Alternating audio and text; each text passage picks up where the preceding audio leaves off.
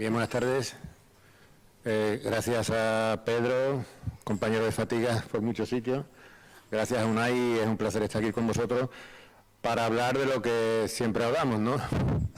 Y es de la pelvis, esa gran aventura que empezamos hace muchos años, ¿no? Y que nos sigue apasionando y nos sigue creando muchos lazos entre todos los sitios de España.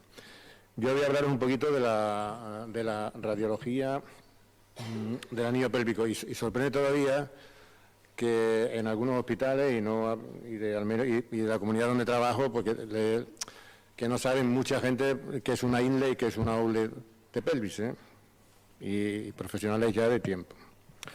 Entonces, para las personas que os interesa la pelvis, que se inician en el estudio de la pelvis, ¿qué es interesante saber? Bueno, la anatomía quirúrgica de la pelvis. La anatomía yo creo que es una pieza fundamental en todas las especialidades quirúrgicas, en la traumatología igual que en otras, y es muy importante saber anatomía. Yo que doy clases en la facultad siempre digo que es una pena que la anatomía se dé en el primer curso o en el segundo y nunca en el último curso, porque cuando llegan al final de la carrera no tienen ni zorra idea de lo que es estudiar anatomía. Entonces la anatomía es fundamental y os invito a seguir en la práctica, y si hay aquí alguna facultad que tiene posibilidad de tener cadáveres, pues genial. Los mecanismos lesionales en la pelvis, yo siempre hablo más de lesiones y de mecanismos, y ahora veréis por qué. En lugar de saber la clasificación, de llevar la chuleta en el bolsillo, de decir es un tipo A, B, C, hay 4 lesiones anteriores y 4 lesiones posteriores que siempre se repiten y son las mismas, y entendiendo eso podréis entender muchísimo mejor lo que es cada patrón de fractura. Hay que saber clasificarlas, fundamentalmente para tener una idea del tratamiento, que hablaremos mañana. Hay que saber el protocolo diagnóstico, que incluye siempre unas posiciones que las comentaremos básicas, el TAZ, la reconstrucción, y una vez que sepamos todo eso, tenemos que enfrentarnos al tratamiento.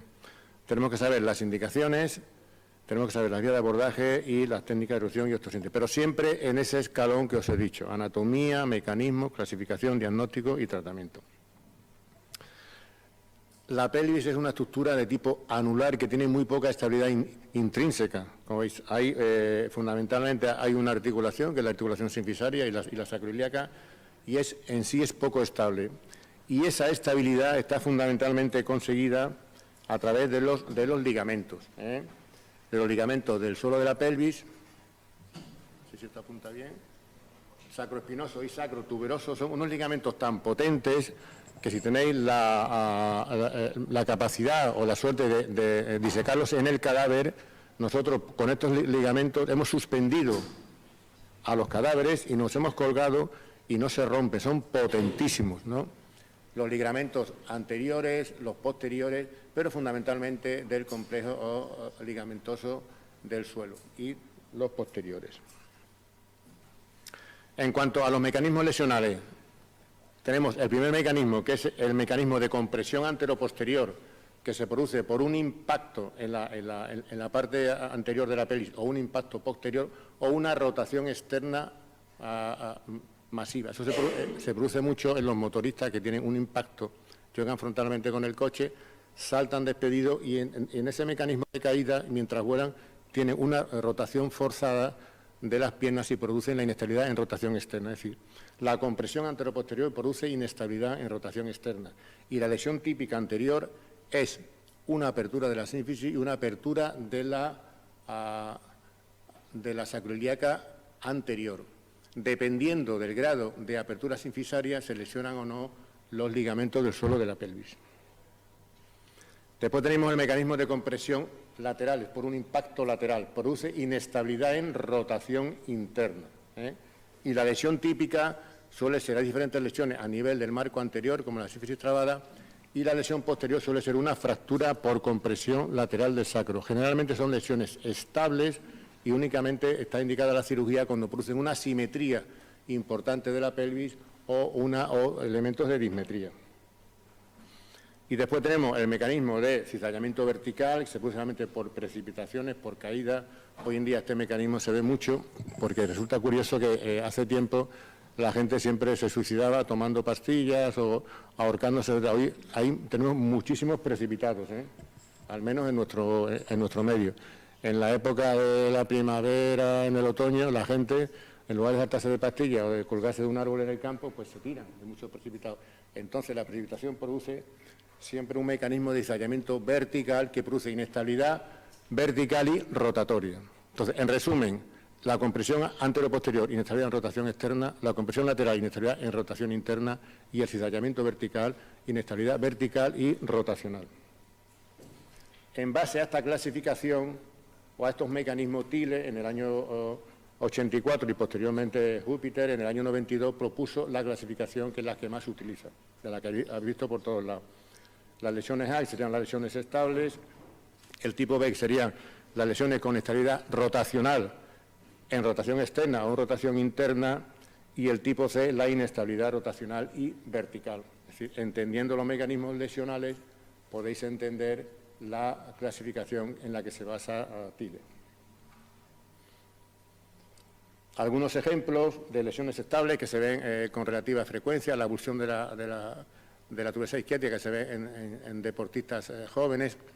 Generalmente estas lesiones son estables y nosotros las tratamos únicamente cuando son deportistas de élite. Las fracturas aisladas del ilíaco son lesiones estables, pero ojo porque sangran mucho. Son pacientes que hay que dejarlo un día o dos en observación y hacer un control de hematocrito porque el ilíaco es un hueso que sangra mucho. Tenéis la inestabilidad en rotación externa por el mecanismo de compresión lateral, la lesión anterior, apertura de la sínfisis, la lesión posterior, apertura de la sacroiliaca. A veces se ven este tipo raro, que es muy raro, que en lugar de abrirse por detrás por la sacroiliaca, se abre por el sacro. Eso suele ocurrir cuando hay pacientes que tienen una artrodesis o tienen fijada la articulación sacroiliaca, y en lugar de abrirse por aquí, se abre por el ilíaco. Pero el mecanismo de rotación es el mismo, una rotación externa masiva, lesión anterior típica, apertura de la sínfisis, lesión posterior típica, apertura de la sacroiliaca. A veces la lesión es posterior, se pueden abrir las dos sacroiliacas, como veis aquí.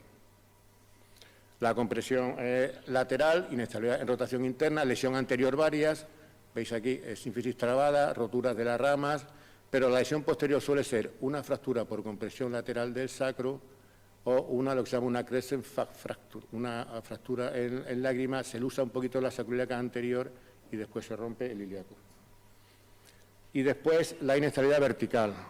Hay, y lo veremos mañana, hay 4 lesiones posteriores. Si sabéis eso, entenderéis mucho de la peli. 4 lesiones posteriores. Es decir, la inestabilidad puede estar a través del ilíaco, la inestabilidad puede estar a través de la articulación sacroiliaca en forma de una luxación pura o una fractura luxación, o puede estar a través del sacro.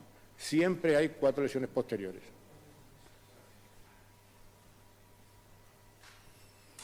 Aquí tenemos una fractura, una imagen para que veáis. Esta es a través del ilíaco, lesión anterior a través de la sínfisis.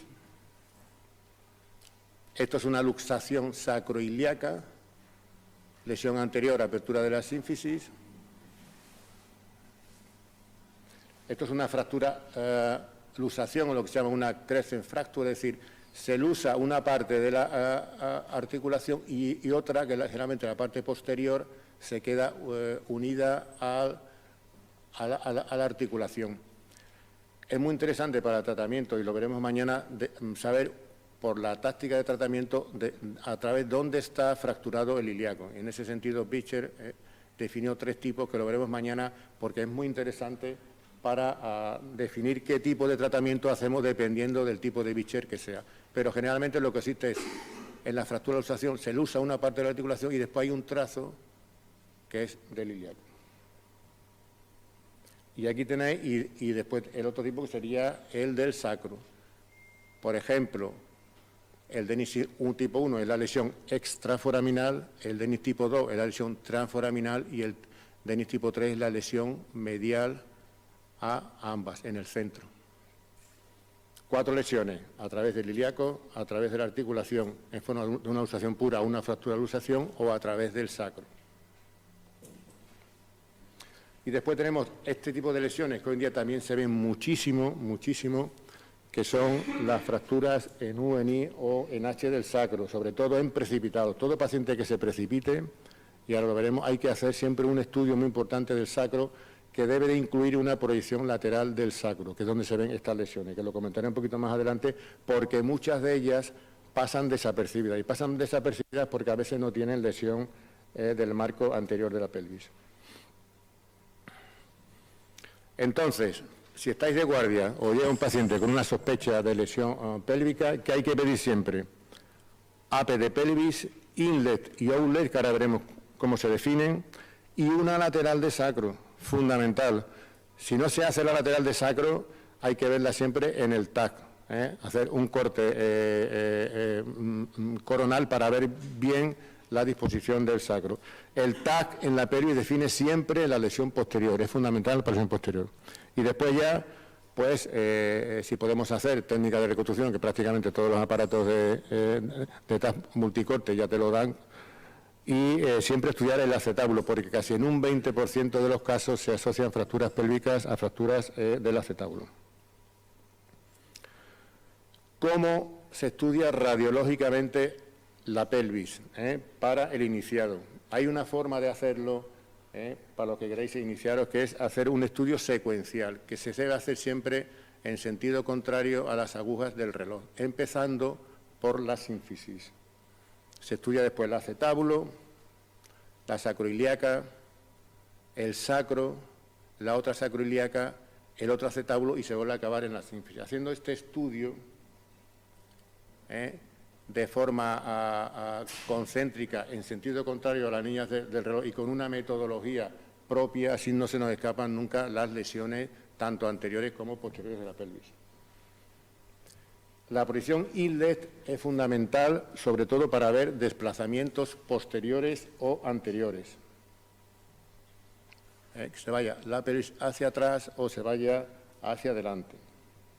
Hoy en día también existe, hombre, para los que somos viejos, o llevamos ya mucho tiempo en esto, nos gusta siempre ver estas proyecciones. Hoy en día la gente joven hace un TAC multicorte y al carajo, ya vemos nada más que eso y ya está. No. La radiología sirve mucho también para entender y aprender la fractura. Yo, ahora lo comentará Pedro, yo creo que es fundamental seguir haciendo estas técnicas y no directamente, le hacemos un TAC y una reconstrucción y pro, como dicen los catalanes, ¿no?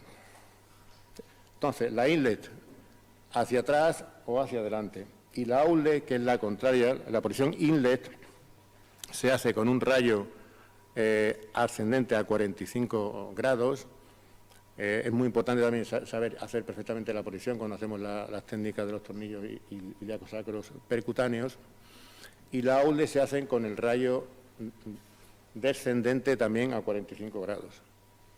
Esta sirve para ver los desplazamientos cráneo-caudales, si una pelvis está ascendida o no.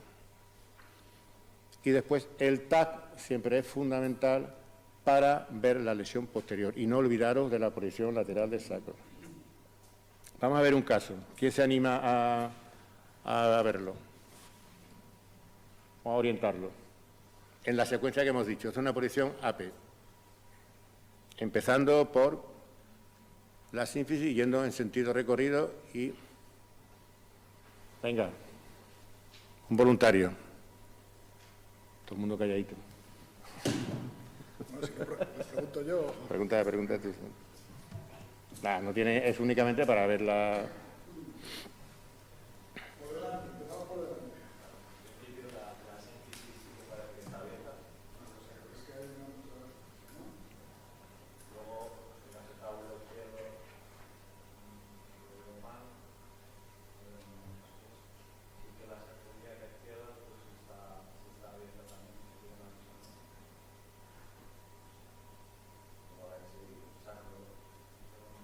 En el sacro hay una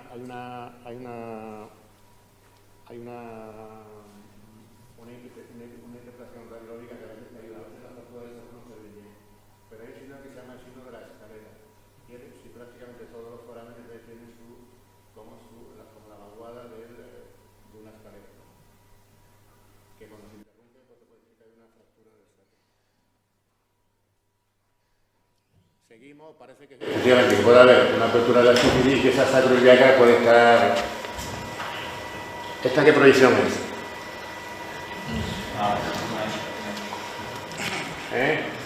Bueno, pero... para que lo diga rápido, ¿no? Digo, para que lo diga rápido. En la isla que hemos dicho que vemos.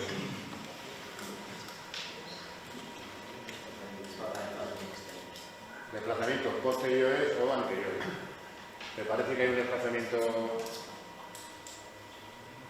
hacia atrás, hacia adelante? Parece que no, ¿no?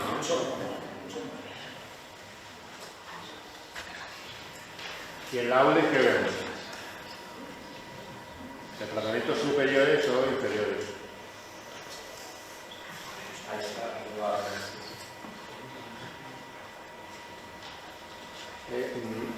En esta posición ocurre una cosa, y es que a veces te lleva la articulación sacroiliaca no solamente funciona en rotación externa, sino puede funcionar en flexión o en extensión.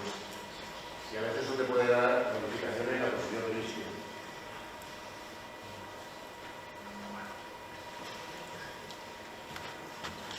Bueno, parece que no. Bueno, sabemos que no, ¿no? Entonces, vemos el TAC, como decía, es fundamental para ver la lesión posterior.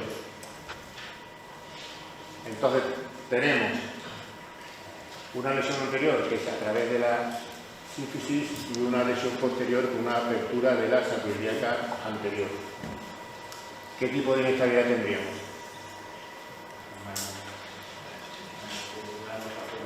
Una inestabilidad rotatoria, vertical, de un solo lado. Sería una de...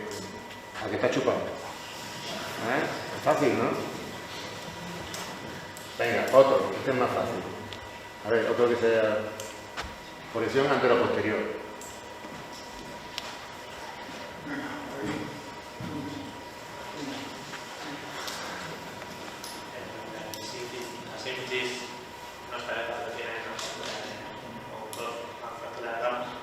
La fractura de rama del marco anterior. Seguimos para arriba.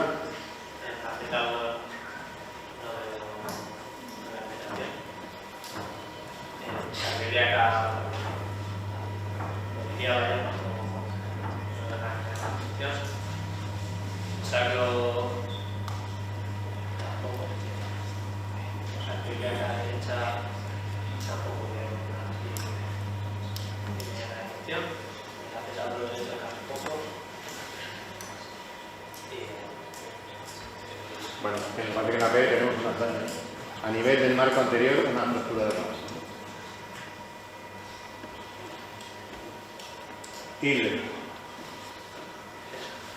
Desplazamiento cráneo anteriores o posteriores. La misma secuencia, ¿no?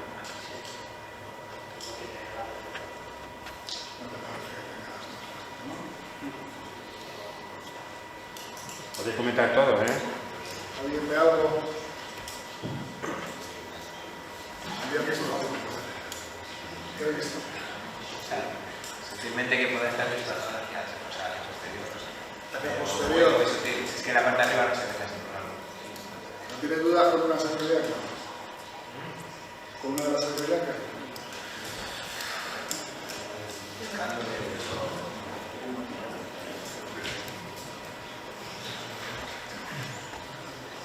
La AUDE. Desplazamiento cráneo caudal.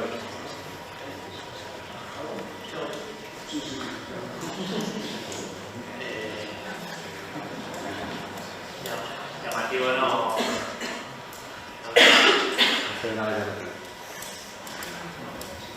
Nada, lo que está claro que no parece que haya un componente de inestabilidad vertical, ¿no? El TAC para la lesión posterior. ¿Qué vemos en el TAC? La lesión, la sacroiliaca izquierda anterior. Es una fractura por compresión del margen anterior del sacro, que no por una fractura por un mecanismo de compresión lateral. Y tenemos a nivel anterior una lesión de la rama y a nivel posterior una fractura por compresión lateral. Estas son lesiones típicas del mecanismo de compresión lateral. Son lesiones estables y si no producen una simetría importante de la pelvis o a veces una dismetría, realmente son lesiones estables que tratan de forma ortopédica. Otro más, un poquito más complejo. AP. Venga, por aquí que nadie... Voluntario. Nada más.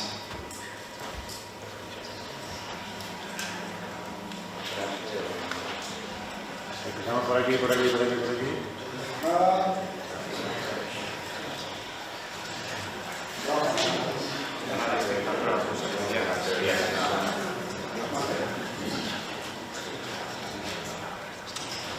Las presiones de urgencia, todos veréis que no son de muy buena calidad, pero es difícil, porque está el paciente en malas condiciones y a veces es difícil resolver. Si conseguía una INDE como está en la INDE, ¿qué veíamos en la INDE? ¿Qué había que ver? ¿Qué tipo de desplazamiento había que evaluar? Anteroposteriores. Tampoco lo parece, ¿no? En la OLE,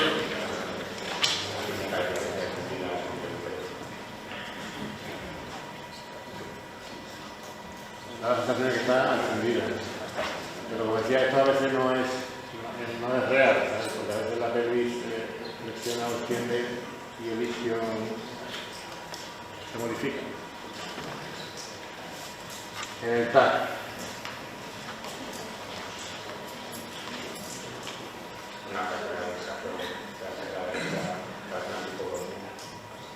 Una fractura de sacro, extra o transforaminal. Transforaminal. Bueno, dudoso cuando menos, ¿no? Parece que está en el límite. Pues estaríamos hablando de una inestabilidad rotatoria, vertical, de la lesión anterior es una fractura del manto obturador y la lesión posterior es una fractura extraforaminal del sacro. Después las podemos clasificar, que sería un tipo C, a través del sacro, que sería un C1 tipo 3. Pero bueno, sabemos ya, sabiendo eso, yo creo que a la hora del tratamiento es muy importante, porque estas lesiones siempre se tratan de una misma forma. Pongo el último, ¿no? Y tengo mucho, pero bueno. El TAC coronal a veces también es importante para definir una cosa que yo os la recomiendo. Y es que cuando uno ve muchas fracturas y lo comentaré también mañana, cuando uno ve muchas fracturas del sacro, hay algunas fracturas del sacro que afectan a los pedículos, hay aquí ciudadanos de columna basal, algunas fracturas del sacro afectan a los pedículos del 5S1. Y si no se tratan bien, es decir, producen una inestabilidad rotatoria del raquis, no veremos algunos casos, porque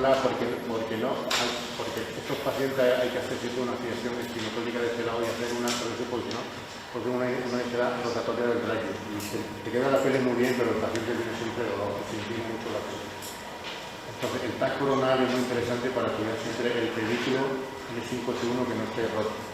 En eso hay una clasificación del sacro, que no la derecha, una clasificación de ISME, que también la comentaremos mañana, que correlaciona no solamente el trazo extra, trans o medial del sacro, sino que correlaciona si hay afectación de los pedículos de la L5S1, porque en esos casos el tratamiento es diferente, no vale con una tomillada.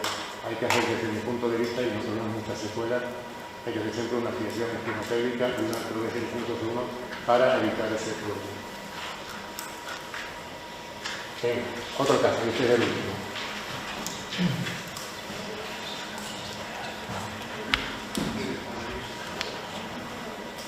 A ver, una doctora, que atrás han hablado chicos. Doctora.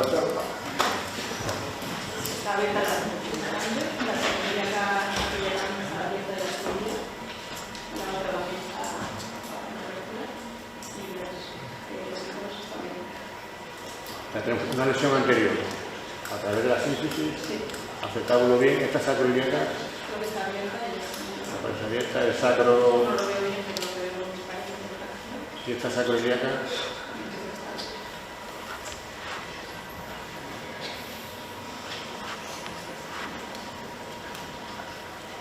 La ingle.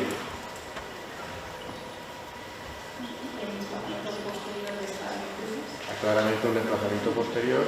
Y hay un signo también en la ingle que veis que ya no se correlaciona el margen del sacro con la línea de la nucleus. Hay un decalaje ahí grande. Hay claro un componente de desplazamiento posterior de la nucleus izquierda. En la aude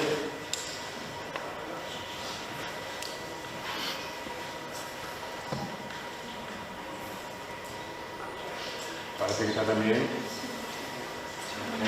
ascendido. Y el tacto de generación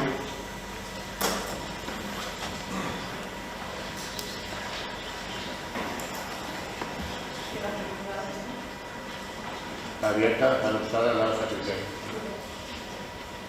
Estaremos hablando de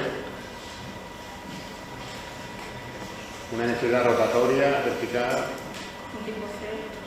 tipo C, con lesión anterior a través de la síntesis, con lesión posterior a través de la antiinvasión.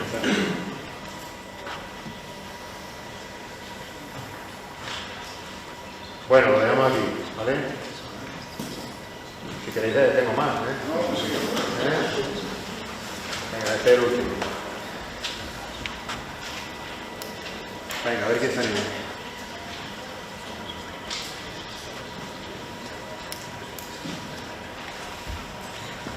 Venga, tú mismo. Cualquiera de los dos, venga. Proyección antero-posterior. Bueno, la síntesis está bien. El acetábulo izquierdo se ve bien. La sacroiliaca izquierda también se ve abierta. La sacroiliaca derecha, el sacro muy bien. Visiblemente. La sacroiliaca derecha bien. El acetábulo derecho también se ve.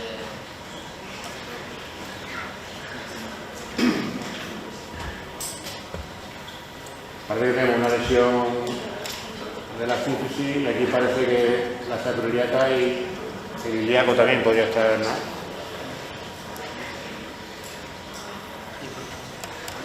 La ingle. El desplazamiento posterior de la. Exacto. Hasta ahora tenemos una lesión anterior cisticaria, posterior parece del ilíaco y de la sacroiliaca y un desplazamiento posterior. Ya podríamos saber qué tipo de inestabilidad tenemos, ¿no? ¿A qué está chupado? ¿Sí o no? ¿Chupado? Esperamos terminar. La aule.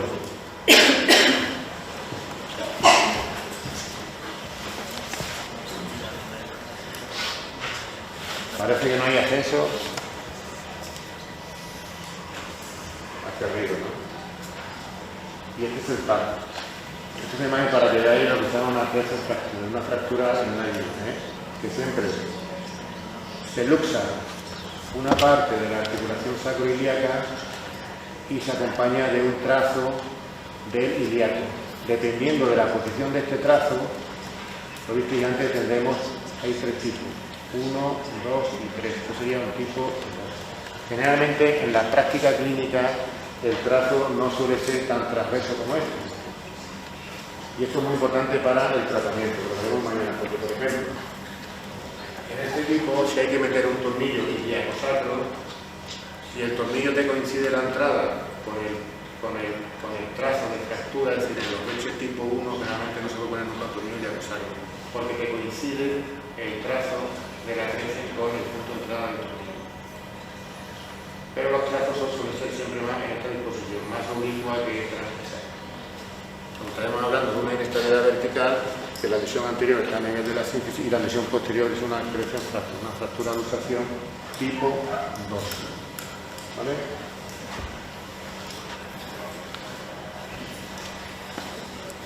Bueno, seguimos.